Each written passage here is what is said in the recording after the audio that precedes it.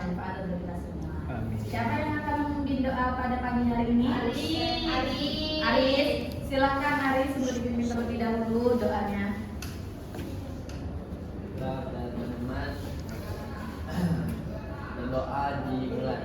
Bismillahirrahmanirrahim. Raditu billahi rabba wa bil islami dina wa bi muhammadin nabiyya wa rasulah. Rabbi zidni ilma warzuqni fahma. Amin. Oke, sebelumnya Ibu ingin bertanya, adakah yang tidak hadir? Hadir semua, Bu. Hadir semua. Iya. Oh ini hadir semua ya? Iya. Tidak ada yang sakit atau izin yang lain? Oke. Hadir semua ya. Sebelumnya kita sudah mempelajari tentang biografi Nabi Muhammad, Muhammad. Siapa Nabi Muhammad? Nabi kita. Nabi kita. Ya, beliau itu nabi dan penutup dari risalah kenabian. Artinya beliau itu orang yang terakhir menjadi Nabi. dan orang yang paling banyak. Siapa? Banyak apanya? Banyak hikmahnya. Pengikut. Kita pengikut Nabi Muhammad bukan? Iya. Ada yang bukan pengikut Nabi Muhammad? Kamu golongan siapa, Husain? Nabi Isa. Oh, enggak, kamu keturunan Nabi Nabi. Oke, siapa nama yang Nabi Muhammad? Abdul Muthalib. Abdul Muthalib. Namanya? Abdullah.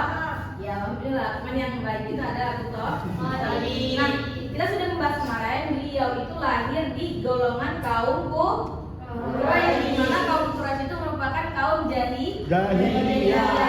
Nah, kira-kira nih, ketika kamu hidup di suatu golongan yang kamu beda sendiri, tapi kamu benar, membawa kebenaran. Kira-kira ketika kamu ingin menebarkan kebenaran itu, menyebarluaskan kebenaran itu, apakah kamu langsung koar-koar? Ayo kita keluar itu aku, gitu nggak? Nah, mesti kita punya namanya strategi sama seperti Nabi Muhammad. Beliau itu hidup di zaman jahiliyah di mana semua orang itu pada benci Jahil. Beliau baru lahir itu sudah dibenci oleh kaum Quraisy. Mungkin awalnya beliau dikiranya pengikut kaum Quraisy, ternyata enggak, beliau itu orang yang beragama Islam. Nah, jadi pada hari ini kita akan membahas strategi dakwah Nabi di Mekah. Nah, kenapa kita mau mempelajari ini? Kenapa? Apa alasan kita mau mempelajarinya? Pengikutnya. Biar tahu karena pengikutnya. Oke, bisa jadi benar. Karena tujuan kita mempelajarinya satu, kita harus mengetahui bagaimana cara Rasulullah dalam menyebarkan agama Islam. Kedua, kita bisa mengambil hikmah-hikmah dari perjalanan tersebut, di mana ketika Nabi dikucilkan, Nabi dicaci maki, Nabi tetap sabar dan berpegang teguh tetap menyebarkan agama Islam. Itu tujuan pembelajaran kita hari ini.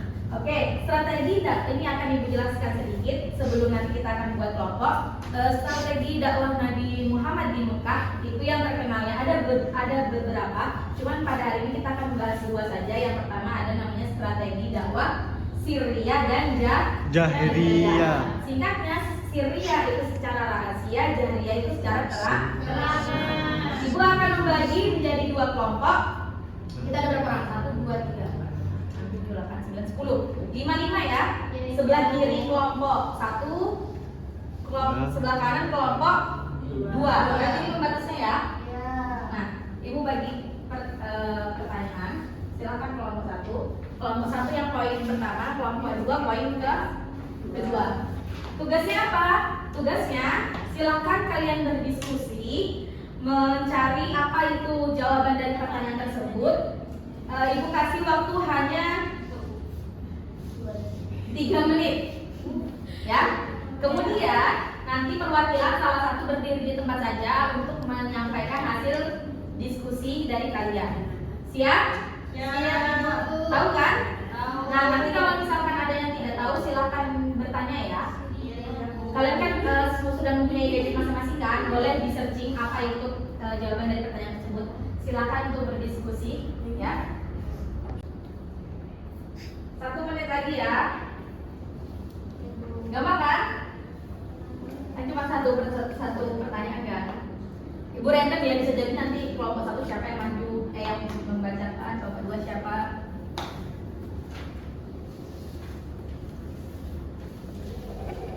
Sudah Bu? Sudah? Kelompok 2 sudah? Sudah. Oke, yang pertama kita kelompok 1 silakan Fitri untuk menyampaikan hasil diskusinya. Ayo Fitri.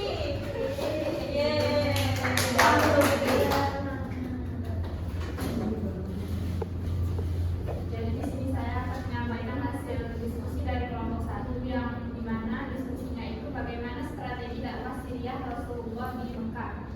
Jadi strategi dakwah Syriah atau sembunyi-sembunyi oleh Nabi Muhammad di Mekah itu dilakukan dengan cara sederhana tapi sangat efektif. Jadi yang pertama itu melalui orang terdekat. Jadi Rasulullah itu mengajak orang paling dekat dulu seperti keluarga Nabi. Yang kedua itu dilakukan secara diam-diam. Tidak semua orang diajak, tapi hanya orang pilihan saja dan orang kepercayaan Nabi. Yang ketiga itu menggunakan pertahanan, di mana dakwah itu dilakukan di rumah Darul Arqam yang terdiri dari yang terhindar dari gangguan kaum Quraisy. Yang keempat itu fokus pada akidah, tidaklah lebih menekankan keagamaan kepada Allah. Yang kelima itu menghindari konflik sebelum menentang Quraisy secara terbuka supaya dakwah berkembang dengan aman. Jadi maksudnya itu dakwah Syria itu pelan, rahasia, dan fokus membangun iman sehingga terbentuk kelompok kecil yang kuat sebelum dakwah dilakukan secara terbuka. Oke, terima kasih Gifrus untuk kelompok 1. Selanjutnya dari kelompok 2 silakan Hani.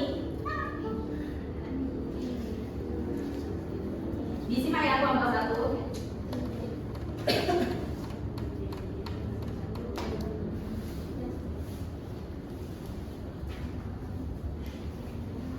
Baiklah. Di sini pertanyaannya bagaimana strategi dakwah jariyah Rasulullah SAW di Mekah. Jadi strategi dakwah jariyah atau terang-terangan yang dilakukan Nabi Muhammad SAW di Mekah merupakan tahap lanjutan setelah dakwah sembunyi-sembunyi. Dakwah ini dimulai ketika turun perintah Allah agar Rasulullah menyampaikan Islam secara terbuka kepada masyarakat luas. Pertama itu seruan terbuka kepada keluarga dan kaum Quraisy. Yang kedua dakwah di tempat umum. Ketiga penyampaian risalah secara jelas dan tegas. Yang keempat menghadapi penolakan dengan sabar. Yang kelima memanfaatkan momen keramaian. Yang keenam itu tetap konsisten meski tekanan meningkat. Oke, gitu untuk kelompok 2. Oke, jelas ya tadi kelompok 1 bahas tentang dakwah Syria, kelompok 2 bahas tentang dakwah jariyah. Dimana dakwah Syria itu dakwah yang dilakukan secara rahasia, jadi masih lingkup kecil. Di kapan? Nah, itu terjadinya ketika tahun pertama, 3 tahun pertama Nabi Muhammad diangkat menjadi Rasul. Nah, di dakwah Syria ini beliau itu mengajak ya beberapa sahabat dan istrinya. Sahabatnya itu Khadijah, Abu Thalib itu dalam masih di rumah siapa tadi? Rumah siapa? Darul Arifin. Arqam. Darul Arifin. Arqam. Ya, rumah siapa tadi? Darul Arqam. Di rumahnya si Arqam. Beliau secara tersembunyi. Tujuannya apa? Agar yang diajak beliau untuk berdakwah ini, yang diajarkan itu lebih agar imannya lebih kuat. Nah, pada sejaman ini, pada dakwah Syria ini kurang lebih ada 40 orang yang masuk Islam. Surga. Selanjutnya dakwah Jahiliyah. Jahiliyah itu setelah Syria secara rahasia, kemudian Rasul mulai kayak melebarkan sayapnya lah ya kan. Sudah memiliki majelis-majelis. Nah, di situ beliau terjadi pada tahun ke-4 secara umum, tapi tetap ada ya namanya tantangan dari kaum Quraisy, tidak berjalan mulus, tetap ada yang namanya caci makian, dibully segala macam, itu tetap ada ya. Tapi Rasul tetap berpegang teguh bahwasanya agama Islam harus tersebar luas. Akhirnya hingga saat ini kita bisa merasakan yang namanya agama Islam. kan? Ya kan? Ya. Oke. Di sini ada sedikit ini Maunya banyak bu, kok sedikit. kita lihat ya. Kita akan mengisi ini teka-teki. Teka-teki silang bu ya. Games kita isi bersama, tapi ini lagi loading. Teka-teki silang bu. Oh bu. Oh, sepertinya tidak bisa. Ya. Ya tunggu sebentar ya.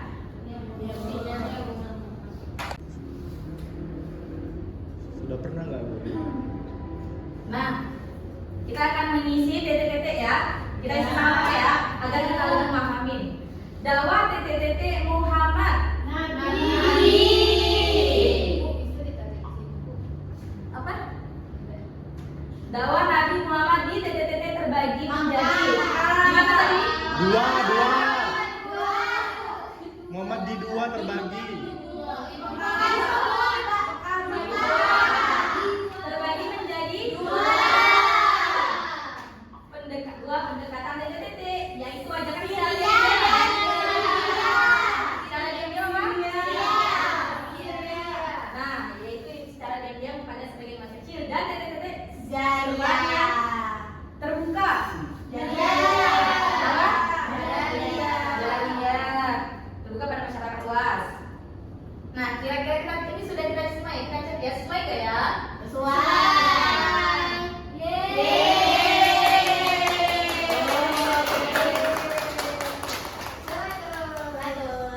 Hadiahnya mana bu? Hadiahnya? Apresiasi kecil begini ya. Nah, sudah jelas ya bahwasannya dapat kita ambil kesimpulan. Ada yang ingin menyimpulkan? Nggak mau. Nggak mau? Harus mau lah, kita sebagai murid itu harus berani. Ada yang ingin menyimpulkan? Nggak mau. Nggak ada yang mau menyimpulkan? Coba Amalia Hasabila silakan simpulkan apa yang sudah kita bahas pada hari ini ya. Silakan.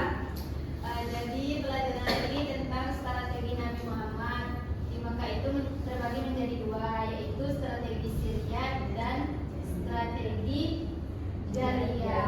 Kalau Syria itu secara rahasia, kalau Jariyah itu secara terbuka. Oke, paham ya? Paham bu. Paham bu, Amalia. Nah, dapat disimpulkan pembelajaran hari ini strategi Nabi Muhammad di Mekah itu ada dua fase. Yang pertama ada fase Syria, yang kedua ada fase Jariyah.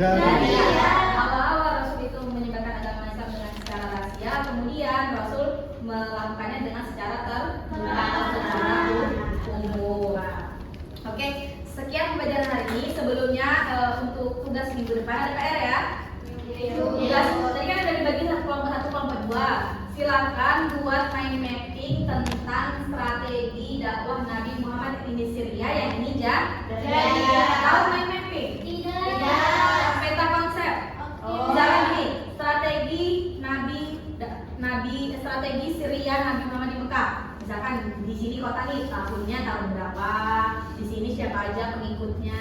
Di sini apa saja hasilnya? Paham? Sekian pembelajaran hari ini, kurang lebihnya mohon maaf. Ibu akhiri, akhir kalam, wassalamualaikum warahmatullahi wabarakatuh.